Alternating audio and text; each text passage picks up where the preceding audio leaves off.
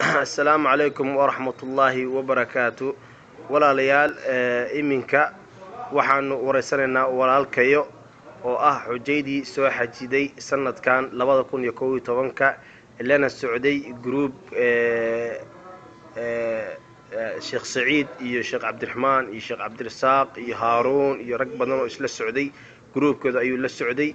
walaalayaal adoo magacaaga saddexan hadda noo sheegaya ku soo dhawow noona faahfaahay qaabkii aad u xajideen ee sidaad u gudateen waajibaadkii xajka sanadkan. السلام عليكم ورحمة الله وبركاته. مقعي هو إبراهيم محمد حسن. waxaan ka soo xajinay xujayda gobolka Minnesota ee Minneapolis. halkan waxaan nimid almost hadda bil waan joognaa.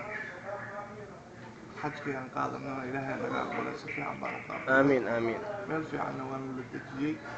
walaalaha na soo xajisiyay oo aan soo raacnay groupkooda ahayn si fiican bay noo soo dhaweeyeen. ka warrama walaal waxaad naga warantaa markii aad tagteen Carafo iyo dhagax tuurka ama teedooyinka Soomaalida dadku aad iyo aad ayay dhibaatooyin fara badan ula kulmaan.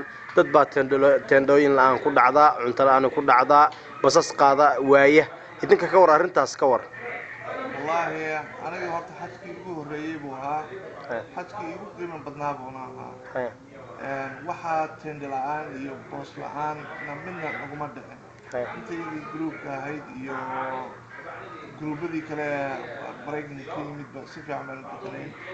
cuntada iyo jiifka iyo maxaan kula transportationka aad baan ugu fiicnay.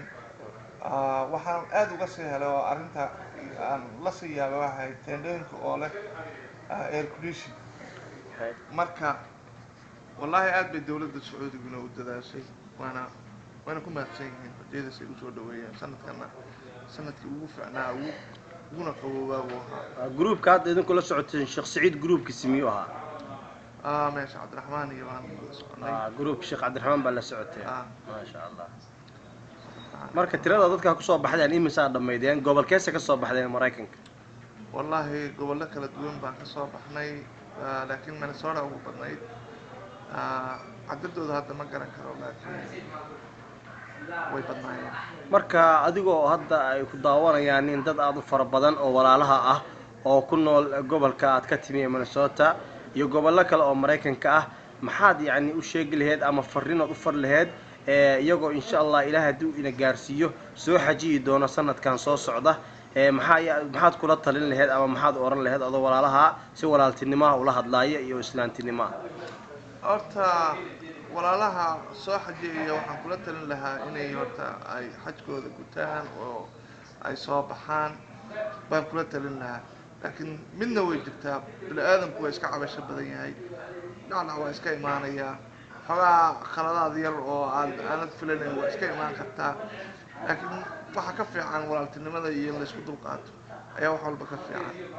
almuhiim hadda anagu dhibaato ma sheeganayno wax cabashaana maanu gudbin waxna uma baahnin waana ku mahadsanyihin nimankiina soo kaxeeyey oo aan groupka isa ahayn wax cabashaana maanu arag.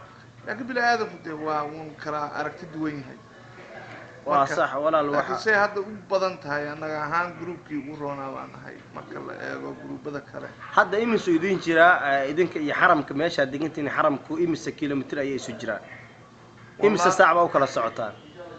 wallahi wax saacad la yiraahdo meesha masaajidku waa iridkayga. xaramkii waa iridaada. iridkayga mararka qaarkood iyadoo halka laga xaqamay halkaasaan iridka horteeda dhigtaaba masjidayda. marka ma la oran karo meel hadda xataa meel xataa lagu sheegi karo ma at least markaan Ingiriisaan ugu sheego waa couple blocks just walaal khayr Allah ku siiyo aad iyo aad ayaad u mahadsan tahay faahfaahinta dheeraadka aad naga siisay xajkii sanadkan 2011 oo ay la socdeen shiiqiyo aad u fara badan oo ka yimid gobolka Minnesota ee dalka Mareykanka. sidaas iyo walaal wassalaamu calaykum wa rahmatullahi wa barakaatuh. wa calaykum asalaam.